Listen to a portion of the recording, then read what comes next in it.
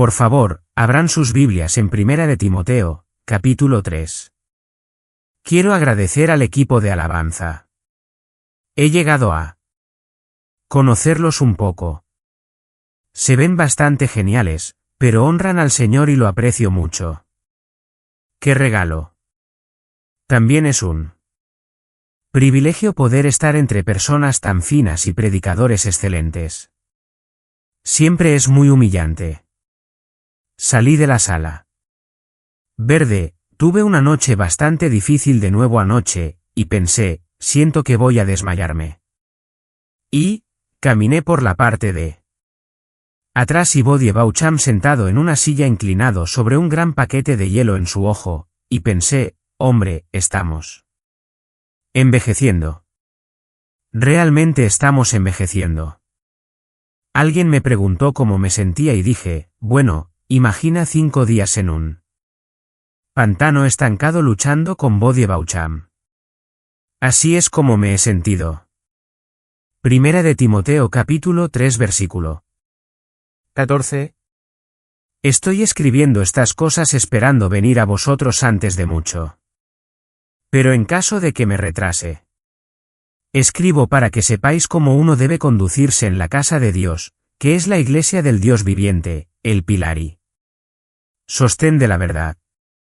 Por confesión común, grande es el misterio de la piedad.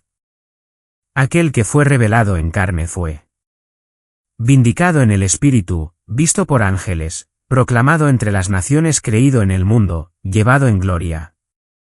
Pero el Espíritu dice expresamente que en los postreros tiempos algunos se apartarán de la fe, prestando atención a espíritus engañadores y doctrinas de demonios. Por medio de la hipocresía de mentirosos cuya conciencia está cauterizada, hombres que prohíben el matrimonio y abogan por abstenerse de alimentos que Dios ha creado para ser compartidos con gratitud por aquellos que creen y conocen la verdad. Porque todo lo creado por Dios es bueno y nada se debe rechazar si se recibe con gratitud. Porque es santificado por medio de la palabra de Dios y la oración. Al señalar estas cosas a los hermanos, serás un buen siervo de Cristo Jesús, nutriéndote constantemente de las palabras de fe y de la sana doctrina que has seguido. Vamos al Señor en oración. Padre, gracias. Muchas gracias por todo lo que eres y todo lo que has hecho por nosotros. Gracias por tu palabra sin la cual, Señor, no tendríamos mucho de un ancla. Señor, por favor ayúdanos a entender este texto y a aplicarlo a nuestras vidas para tu gloria y nuestro bien. El bien de tu iglesia. En el nombre de Jesús, amén. Quiero simplemente resumir lo que se dijo en él en mi último sermón, versículos 14 y 15. En primer lugar, de nuevo, quiero rogar especialmente a los creyentes jóvenes aquí presentes que deben convertirse en un miembro vital de una iglesia local. No es una opción en la Escritura.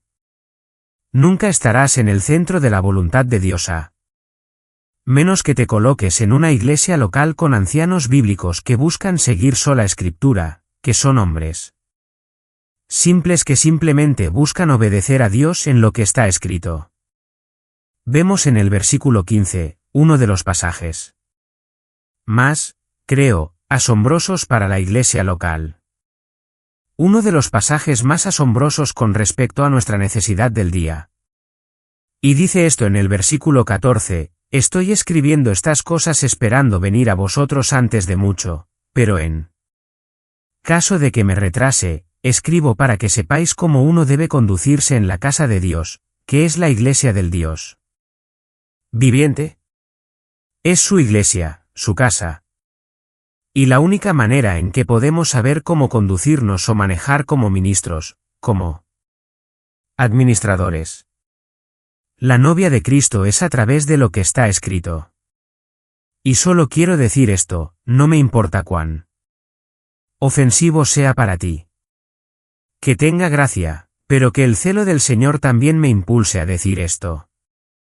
Si te vas más allá, De lo que está escrito y sigues tu propia astucia, solo puedo decirte que tu arrogancia es abrumadora, y temo por tu alma.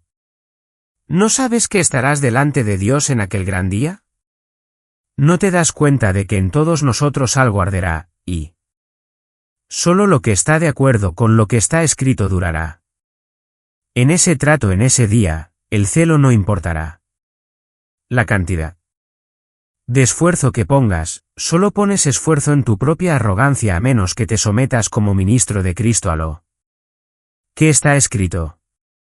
Y mi querido hermano, escúchame.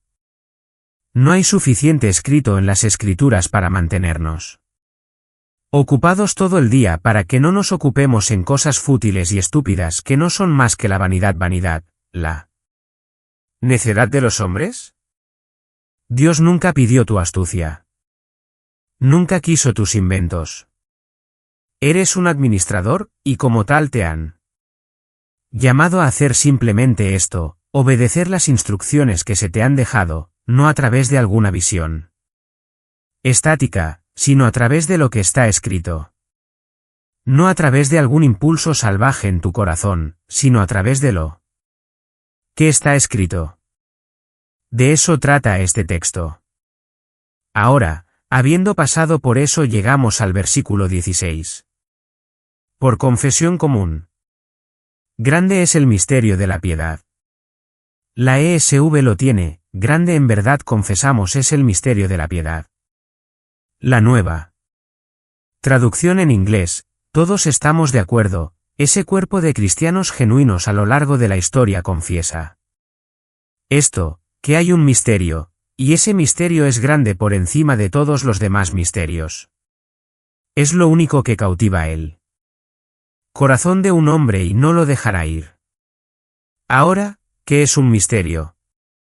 Como el doctor de Carson expuso el otro día, un misterio es una verdad que anteriormente estaba oculta, pero que ahora ha sido revelada. Es interesante que en los documentos de Qumran y también en los escritos apocalípticos judíos, que vemos que creían que el misterio era el plan secreto de Dios que se revelaría en los últimos días, y algunos de ellos a través de la venida del Mesías. Y Pablo dice que ese tiempo ha llegado.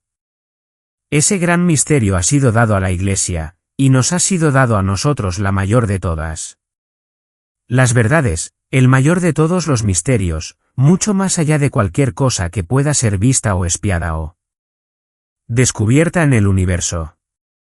Lo más grande nos ha sido dado. Y cuando Pablo dice esto, dice, por confesión común, grande. Es este misterio de la piedad. Es un pasaje difícil. ¿Está hablando de que grande es el misterio de nuestra religión? Es una gran posibilidad. Esta cosa llamada cristianismo, hay un gran misterio que debería cautivar nuestro corazón y ocupar siempre el primer lugar. Pero también podría estar diciendo que este gran misterio nos lleva a la verdadera piedad, a la verdadera conformidad con el corazón y la voluntad de Dios, la voluntad de Dios. Ahora, ¿cuál es esa? Lo establece. Aquel que fue revelado en carne fue vindicado en el Espíritu, visto por ángeles, proclamado entre las naciones, creído en el mundo, llevado en gloria. Creído en el mundo, llevado en gloria. Ahora, muchas personas creen que Pablo está tomando prestado aquí de un himno cristiano. Es posible, pero porque está en este libro, sé que es inspirado y es verdadero. Ahora, los eruditos miran esto y a veces lo dividen en 2 estrofas. Cada estrofa tiene 3 líneas. La primera estrofa, fue revelado en carne, fue vindicado en el Espíritu, visto por ángeles. La segunda estrofa sería proclamado entre las naciones, creído en el mundo, y llevado en gloria. Ahora, vamos a ver estos brevemente. Aunque, déjame asegurarte, las mentes más grandes que jamás hayan sido, ya sean humanas o angélicas, nunca podrían comprender toda la gloria, la belleza y el poder que se encuentra en este himno. La voz más grande entre los hombres, ángeles. Serafines, incluso si pudieran comprender esto, no podrían comunicar completamente la belleza de ello.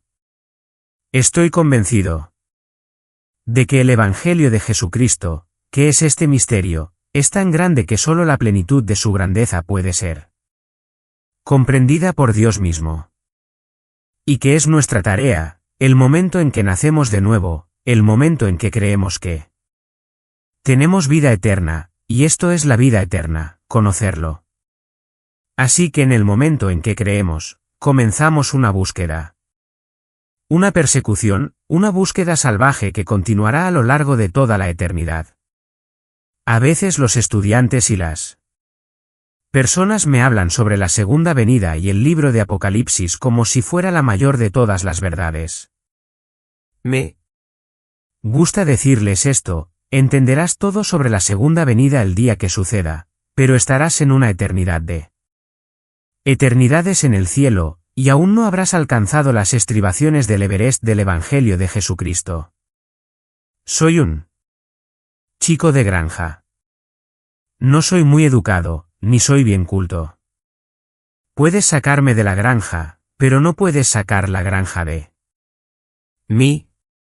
Cuando estaba en la escuela, y mi escuela era bastante pobre, estaban tratando de darnos una clase llamada apreciación del arte. Y, lo que nuestro profesor nos dijo fue que tienes que desarrollar una mente que pueda apreciarla belleza.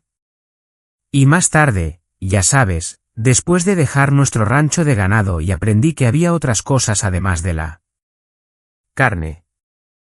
Mi esposa haría carne, todo tipo de cosas extrañas. Y ella dijo que tienes que desarrollar un paladar para apreciar cosas más finas. Creo que nacemos de nuevo bastante incultos.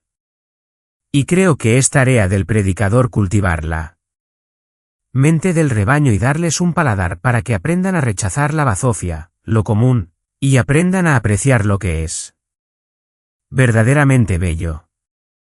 Que aprendan a probar y ver que el Señor es bueno. Y ese es el propósito del predicador y que él pasa largas horas cada día encerrado en una habitación solo con Dios y la palabra, que pueda sacar al menos algo de la gran verdad infinita encerrada en este libro sobre Dios. Y enseñar a la gente para que la gente pueda apreciar lo que es verdadero. Y por eso estoy tan cargado por lo que se llama cristianismo en América, porque muchos de los pastores están entreteniendo a las personas con forraje, con lo carnal y en algunos casos incluso con lo demoníaco. Aquí, en estas palabras está la vida, la belleza, la manifestación de la gloria de Dios, aquel que fue revelado en carne. ¿Ves? No puedes entender cuán poderosa es esta frase a menos que entiendas quién era él antes de su encarnación y qué significó para el Hijo de Dios tomar sobre sí un cuerpo a semejanza de carne humana y luego vadear este mundo, por el bien de su novia.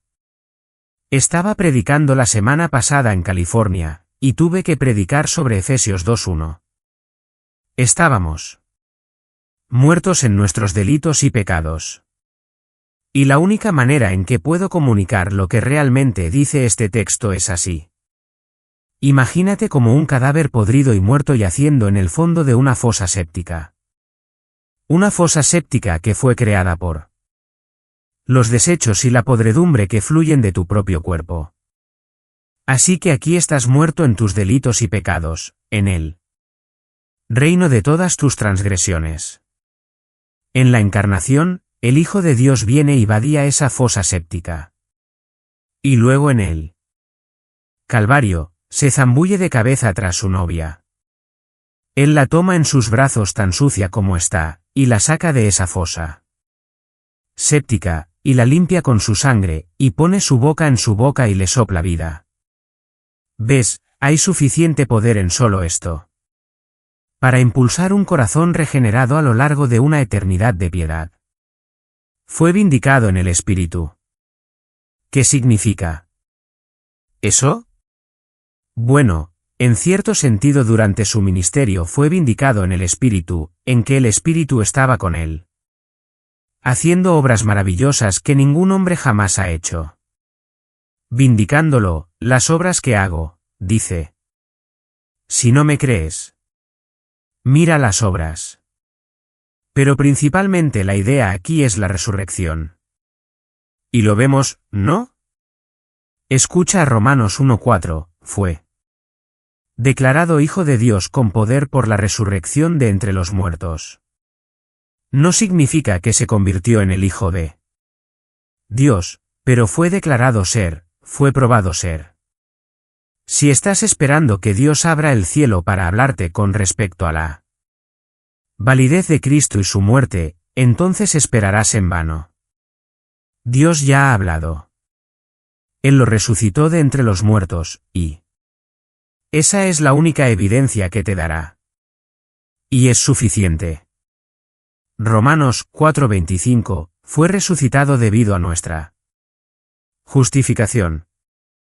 Ahora, muchas personas miran esto y se confunden un poco, y dicen, bueno, la muerte es lo importante. Pero aquí se salta eso. No, no lo hace. ¿Ves? No eres resucitado de entre los muertos a menos que estés realmente muerto. Y entonces la palabra vindicación es muy, muy importante. ¿Ves? La resurrección de Cristo de entre los muertos por él. Espíritu de Dios es la gran evidencia de que su muerte tuvo significado. ¿Y cuál fue ese significado? Todo se reduce a esto. Cada vez que presento el Evangelio, comienzo con esto. El mayor problema en todo el mundo es si Dios es justo, no puede perdonarte. Ese es el gran dilema de la Escritura. Toda la Escritura está orientada a responder esta única pregunta. Si Dios es justo, ¿cómo puede perdonar a los hombres malvados y seguir siendo justo? Y la respuesta se encuentra en la muerte de su Hijo en el Calvario, donde llevó el pecado de su pueblo. Llevó el pecado de la novia de su pueblo. Y entonces toda la ira de Dios contra ella fue derramada sobre él. Y a través de su sufrimiento y muerte, la justicia ofendida de Dios fue satisfecha, y la ira fue aplacada. Si eso no está en tu Evangelio, no predicas el Evangelio. No predicas el Evangelio. Fue visto por ángeles. ¿Cuál es el significado de eso? Bueno, sabemos que los ángeles estuvieron allí en su nacimiento. Sabemos que los ángeles lo consolaron antes durante Getsemaní. Sabemos que podría haber llamado legiones de ángeles para que vinieran y lo ayudaran. Sabemos que los ángeles anunciaron su resurrección, pero creo que esto va mucho más allá de eso. Está hablando de la significación universal o cósmica del trabajo de Cristo. Lo que los hombres estúpidos ignoran y no pueden apreciar los seres creados más altos en el universo. Estiran el cuello para mirar constantemente. Esto para ellos es la maravilla de las maravillas. Luego pasa a la siguiente estrofa, proclamado entre las naciones. Es la proclamación global del Evangelio. ¿Sabes, Pablo, incluso en el tiempo de Pablo, le dijo a Festo, esto no se hizo en un rincón. Luego continúa y dice esto, creído en el mundo.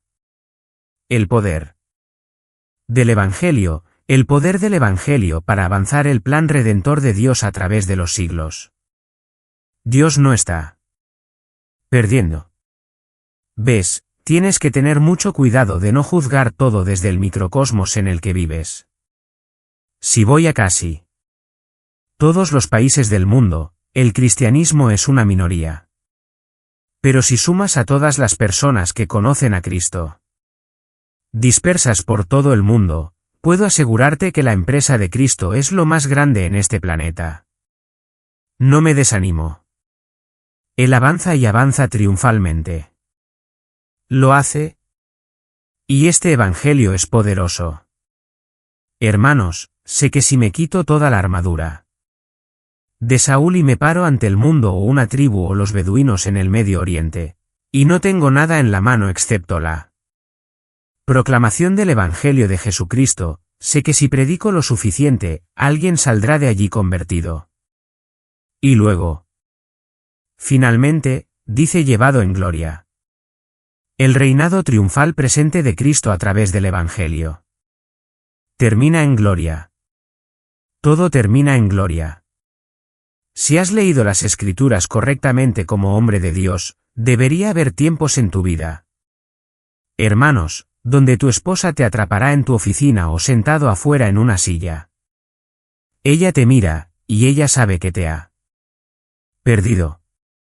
Estás mirando, estás buscando, estás esperando, estás anhelando la gloria que aparecerá cuando Él aparezca. Veces, no puedes predicar demasiado sobre el cielo. Puedes predicar sobre el cielo erróneamente. Pero hermanos, necesitan tener constantemente ante ustedes. Esto no es una empresa perdedora.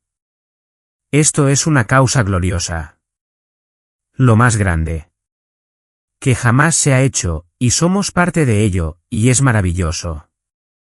Y todo está envuelto en el Evangelio de Jesucristo. Sabes, a veces he ido a lugares a predicar y el predicador dirá, ¿sobre qué vas a predicar? El Evangelio.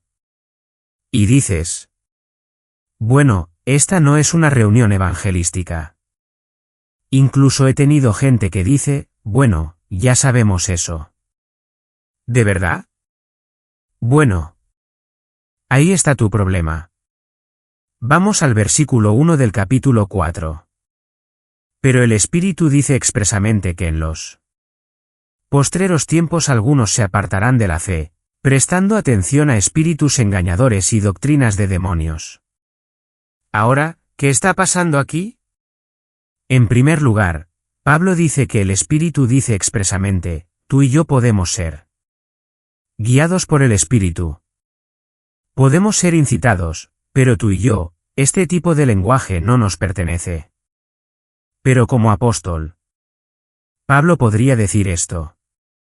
El Espíritu estaba diciendo expresamente, retos significa, expresamente, son muy específicos, el Espíritu estaba diciendo.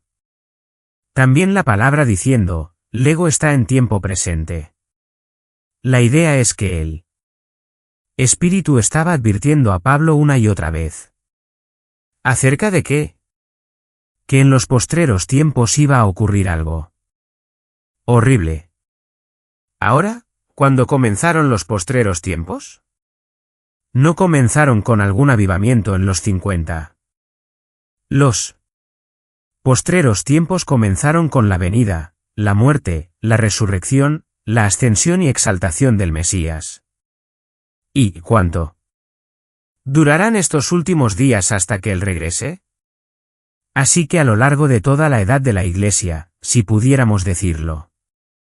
De esa manera, hay un peligro constante y continuo de apostasía. Ahora, ¿qué es apostasía? Significa removerse uno mismo, apartarse, desertar, sublevarse. Ahora, en el contexto del cristianismo, es apartarse de la fe o, ahora escucha. Esto, apartarse de las doctrinas primarias o centrales de la fe. Ahora en este contexto, está específicamente dirigido hacia nuestra relación con el Evangelio de Jesucristo.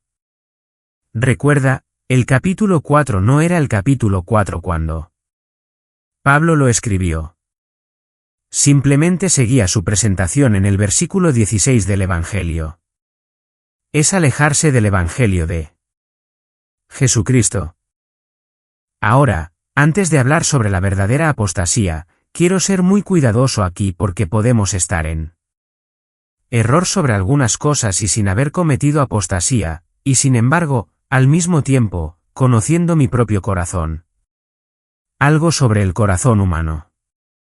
De la lectura de las Escrituras, sé que puede haber tipos y clases y grados de apostasía en nuestros corazones. puede haber una apostasía doctrinal. Ya sabes, hablamos de la Gran Reforma, y hermanos. Estudio a los reformadores y todo, pero ten mucho cuidado. Los reformadores no se veían a sí mismos como reformados. Solo querían ser bíblicos, y realmente apreciaría que usáramos el término bíblico para definirnos en lugar de solo usar la palabra reformado. Honestamente, no tenía intención de hacer eso. ¿Qué pasó con la palabra bíblico? Solo quiero ser bíblico.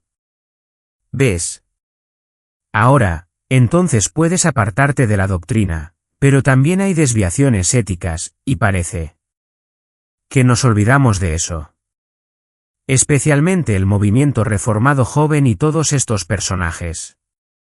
Es como si pensaran que, al haber llegado a entender la gracia soberana ahora, pueden vivir una vida de antinomianismo básico o haciendo alarde de todas sus libertades, y no les importa si ofenden a otro hermano.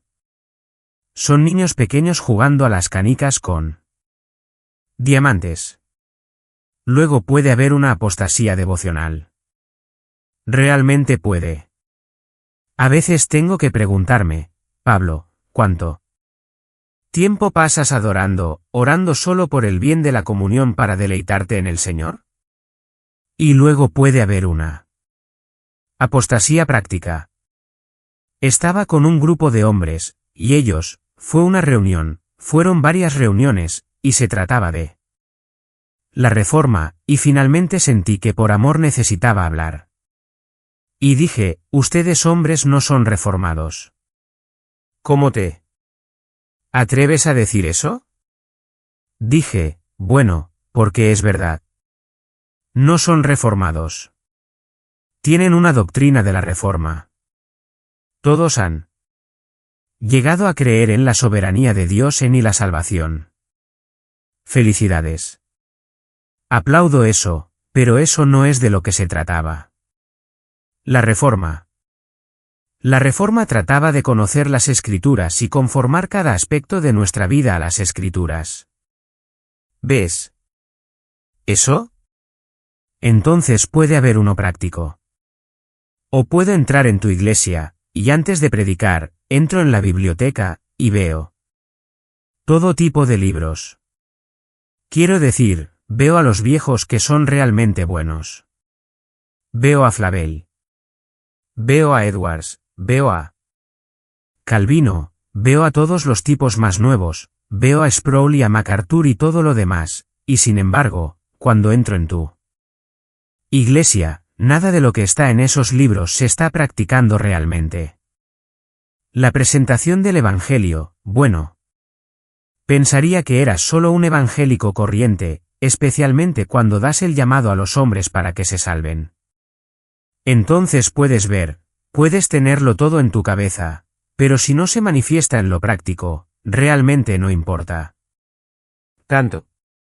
Ahora, dice, ¿dónde será el origen de esta apostasía? Dice, espíritus engañadores, planos. La palabra en realidad. Al principio llegó a significar un vagabundo o un vagabundo. De verdad. Y luego de eso, llegó a significar algo de un engañador o un seductor o un impostor. Alguien que andaba de pueblo en pueblo fingiendo ser algo que no es, engañando a la gente, mintiendo a la gente. Pablo podría haber estado usando esto con respecto a todos esos maestros viajeros que le estaban causando tantos problemas. Ahora, dice doctrinas de demonios. Esto es doctrinas de los agentes del diablo porque el diablo nunca se refiere como un demonio, pero son agentes del diablo, y sabemos todo sobre esto, ¿no? Mira primero. Pedro 5:8, sed sobrios, sed de espíritu sobrio, estad alerta, vuestro adversario el diablo anda alrededor como león rugiente buscando a quien devorar. Ahora, he escuchado a la gente decir, es un león rugiente. De verdad, he escuchado esto. Es un león rugiente y los leones que rugían, significaba que no tenían dientes, así que realmente da miedo, pero realmente no puede hacer mucho daño. Eso es una de las cosas más estúpidas que he escuchado en mi vida. He visto personalmente el daño que ha hecho en los últimos 33 años a hermanos que comenzaron la carrera conmigo. Y ya no están allí. Y temo lo que él podría hacerme. Siempre le pido al Señor esto: aumenta el temor del Señor en mí. Aumenta el temor al pecado en mí. Y un temor saludable a este diablo. He tenido hombres que me atacaron con tal ferocidad que fue aterrador. Es como, te das cuenta de que sin el cuidado protector de Dios, en un segundo, el diablo ¿podría destruir todo sobre ti? Arruinar tu reputación. Absolutamente destruirte. ¿Alguna vez has mirado dentro de su boca? Es aterrador. ¿Cómo devora? Juan 8:44. Fue un asesino desde el principio y no permanece en la verdad porque no hay verdad en él, y siempre que habla una mentira, habla desde su propia naturaleza porque es un mentiroso y el padre de mentiras. ¿Miente? Es un mentiroso. Es excepcional. Es brillante en su maldad, absolutamente. Brillante. Y, lo único que se interpone entre el poder destructivo de sus mentiras y la novia de Cristo es el esposo de Cristo, el Rey. Por eso nunca querrás alejarte mucho de él. Ahora los medios o instrumentos de apostasía. Mira él. Versículo 2. Por medio de la hipocresía de mentirosos cauterizados en su propia conciencia como con un hierro candente. Necesitas entender algo. No quiero exaltar mi lugar ni exaltar el lugar de un predicador, pero quiero decirte algo. Como Dios usa a los hombres para avanzar su reino a través de la proclamación de la verdad, así el diablo usa a los hombres para avanzar su causa contra el reino de Cristo. Ahora, quiero que notes algo del libro de Hechos, que siempre que el reino está avanzando, es porque la palabra de Dios está siendo proclamada. ¿Quieres avanzar el reino? Proclama. Proclama. Proclama la verdad. Pero necesitas entender que hay dos líneas en este campo de batalla, y una línea tiene hombres de verdad. Son hombres de verdad, no por su propia virtud o mérito, sino por la elección, la soberanía, la gracia de Dios. Son hombres de verdad y deben permanecer con la verdad y dejar de jugar juegos como niños pequeños y dedicarse a conocer la verdad y a proclamarla. Y luego en este lado, hay otra línea. Y ellos son proclamadores de mentiras, frivolidad, tal vez incluso cosas buenas, pero no las mejores cosas de Dios. Ahora, dice que son mentirosos. Porque no hablan la verdad. Ahora, ¿qué significa eso? No hablan según lo que está escrito, y por lo tanto, prueban que no tienen amanecer. Joven, cuando te subas al púlpito, nadie necesita escuchar de tu corazón. Necesitan escuchar la palabra de Dios. Si vas al campo misionero, déjame compartirte algo. Alguien me llamó hace años y dijo, quiero ir al campo misionero. Y dije, ¿por qué? Solo quiero dar mi vida. Dije, joven, nadie aquí en Perú necesita tu vida. Necesitan la palabra de Dios proclamada a ellos. Mentirosos. Son mentirosos porque no hablan según lo que está escrito. Son hipócritas porque pretenden tener una espiritualidad que es de Dios, pero en realidad, en el mejor de los casos, su espiritualidad es carnal o natural, y en el peor de los casos, es demoníaca. Ahora, de nuevo, ¿cómo sabes si la espiritualidad de alguien es de Dios? Porque se ajusta a lo que está escrito.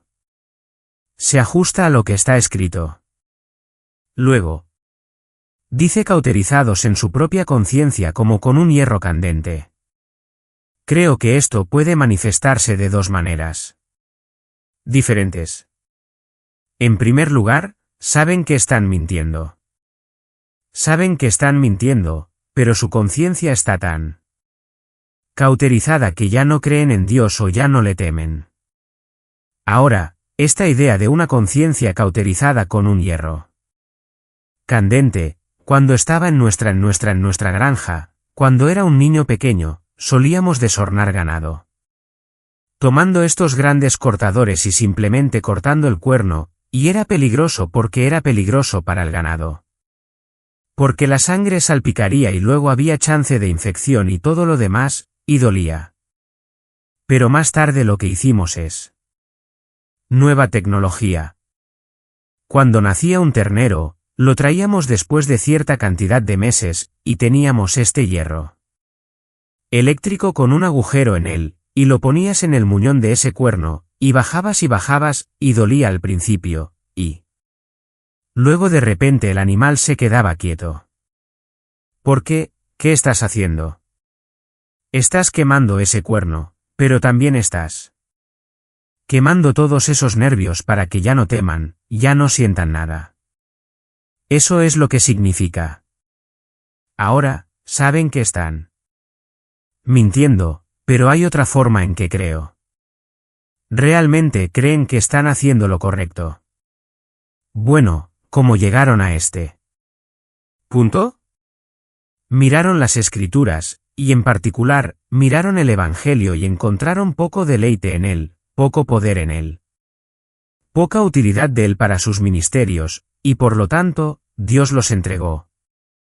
Y la mejor palabra que puedo usar aquí es a la frivolidad, a la vanidad. Y las iglesias en toda América que se llaman evangélicas, y por eso esa palabra significa absolutamente nada hoy. Iglesias en toda América, iglesias evangélicas están llenas de este tipo de frivolidad. Ahora, quiero que miremos los versículos 3 al 5. 3 al 5 me toman totalmente por sorpresa. A la luz de los versículos 1 y 2, simplemente no espero 3 al 5. ¿Y alguien dice por qué? Bueno, si miras los versículos 1 y 2, quiero decir, está usando un lenguaje que no se usa en ningún otro lugar de las Escrituras. Dijo el Espíritu dice expresamente. Eso es como, oye, escucha, esto es importante.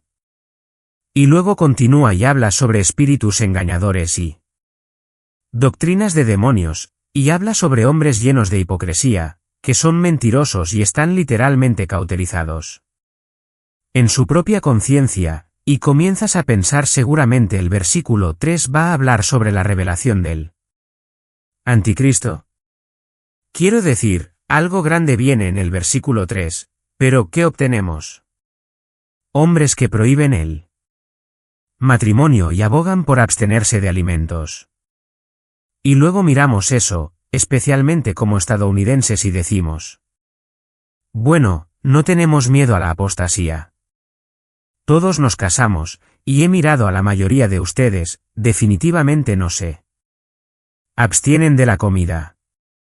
Necesitan abstenerse un poco más en realidad para ser bíblicos. Entonces, no quería que pensaras que estaba siendo demasiado amable.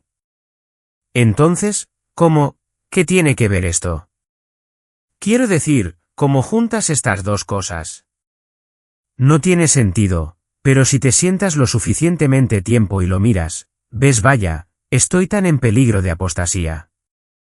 La iglesia está tan llena o no la iglesia, sino la expresión del cristianismo en América está tan llena de apostasía. ¿Qué está diciendo esto? Quiero decir, ¿qué significa realmente?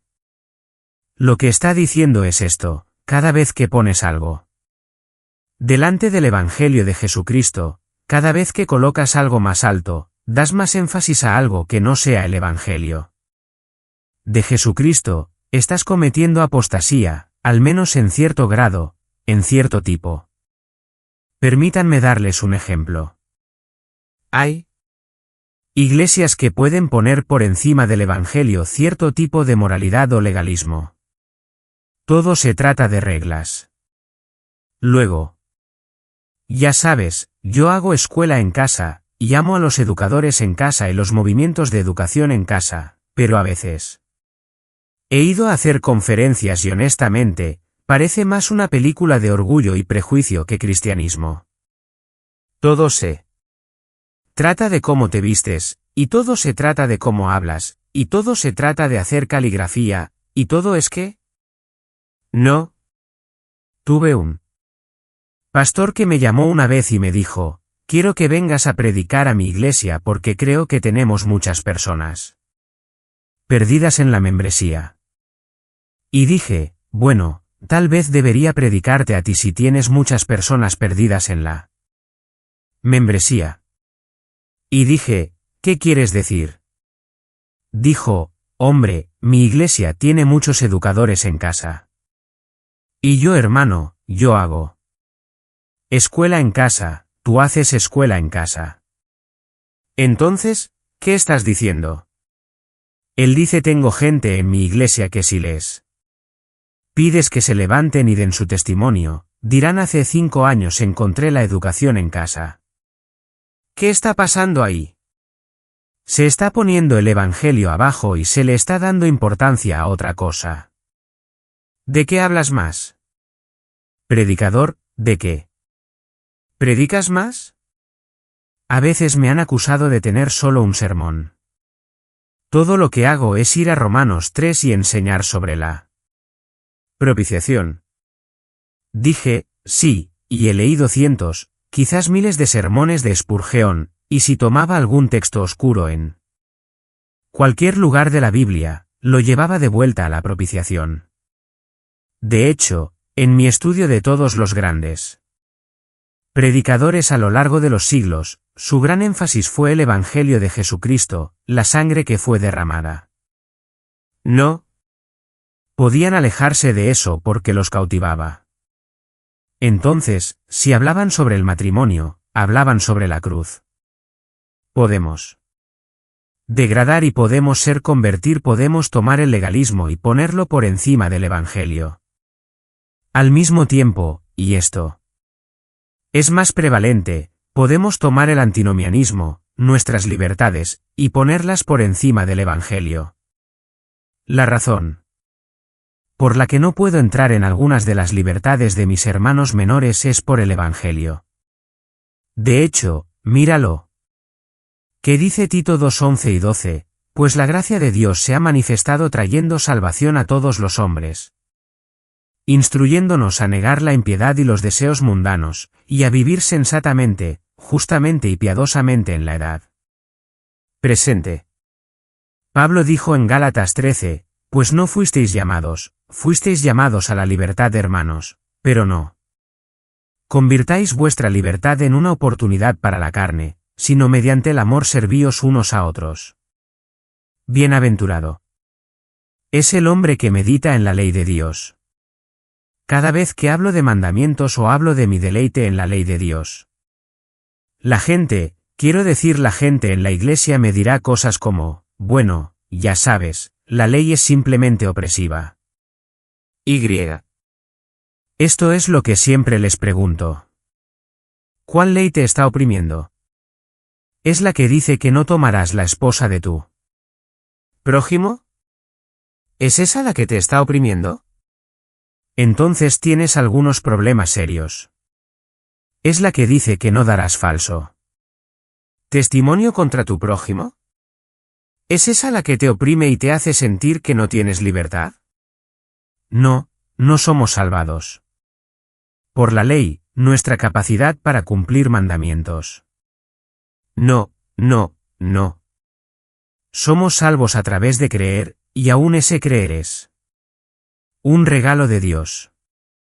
Y sin embargo, aquellos de nosotros con un corazón regenerado, nos deleitamos en la ley del Señor.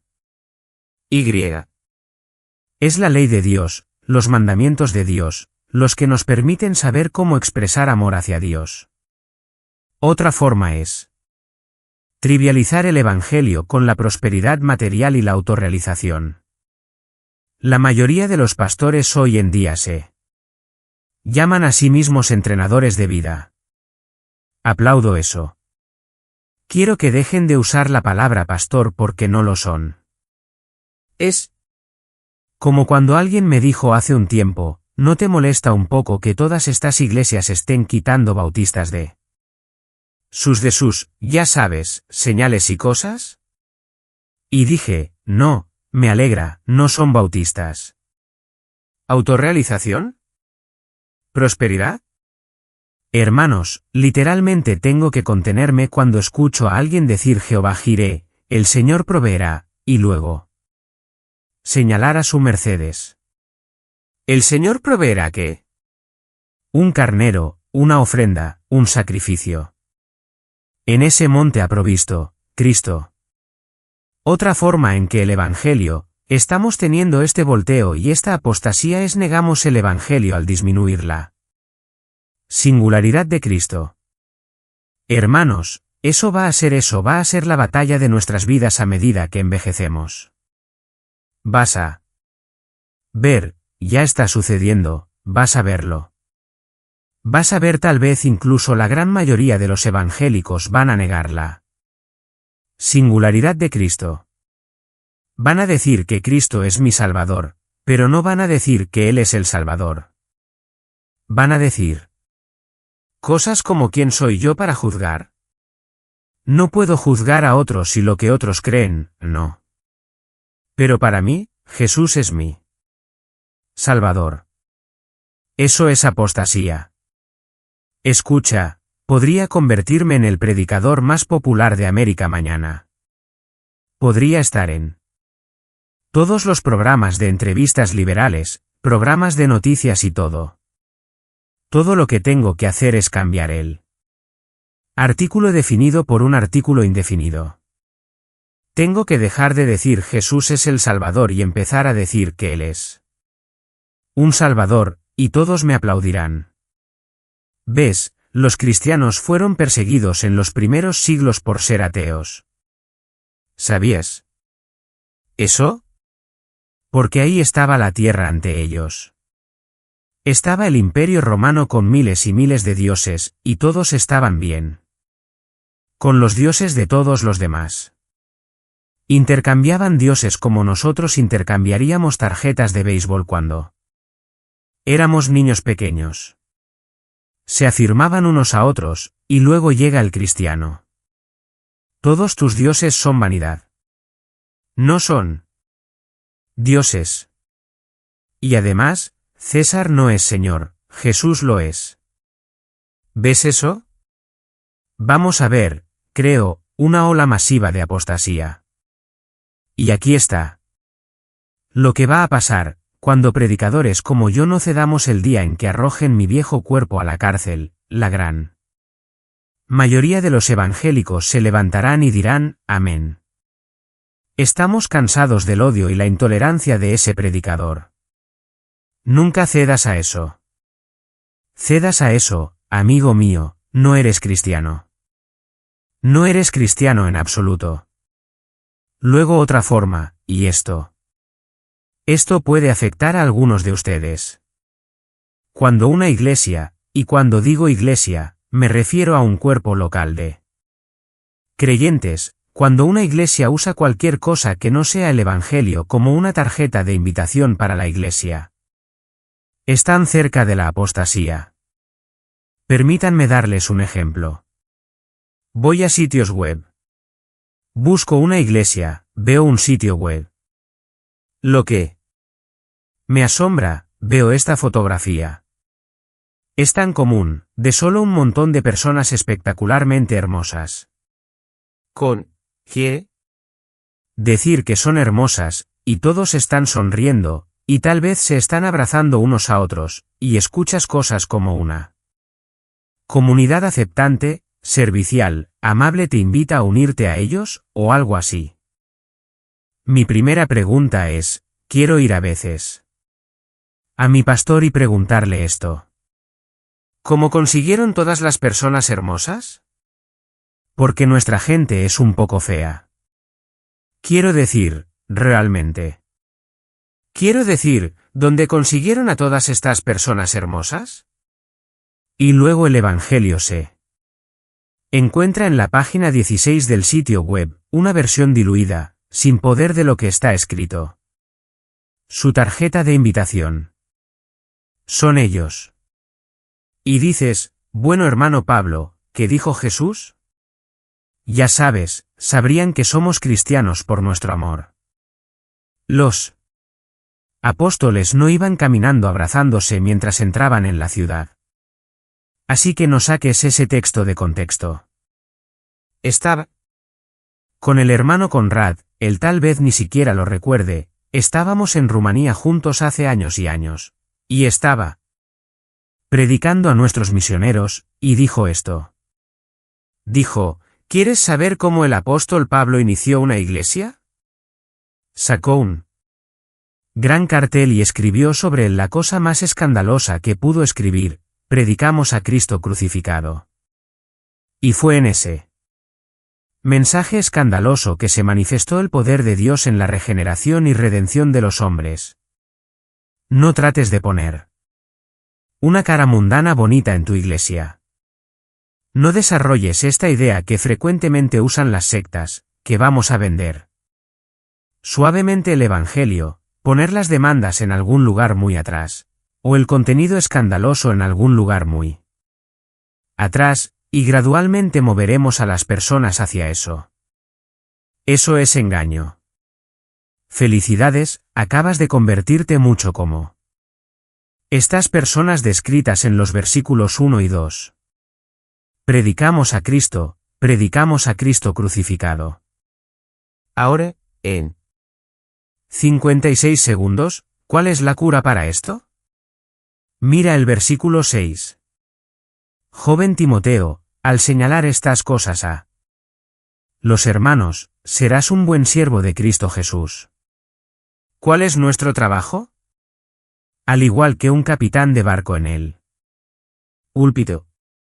Mantienes ese barco en la dirección correcta.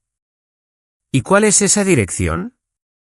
Dirigida directamente hacia el Evangelio de Jesucristo. Todo acerca de tu iglesia es el Evangelio de Jesucristo. Tu proclamación comienza con el Evangelio de Jesucristo en colores vivos. En colores vivos. El Evangelio. Nada más grande jamás ha sido dado a una criatura. Nada más grande jamás ha sido hecho por Dios. Y tu paladar espiritualmente es tan poco refinado. ¿Que deseas otras cosas? El paladar de tu iglesia es tan poco refinado debido a tu predicación que tienes que entretenerlos o hacerlos ocupados en tu visión para que tengan algún propósito. Realmente me canso y me hastío de los hombres con todas sus visiones. Pastor, la única visión que necesitas es Cristo crucificado y resucitado de entre los muertos. Y luego simplemente obedécele. Obedécele y permite que esa obediencia y la gracia de Dios te lleven a donde Cristo quiere que vayas. Deja de construir tu propio reino. Predica el Evangelio de Jesucristo. Haz solo lo que está escrito. Oremos.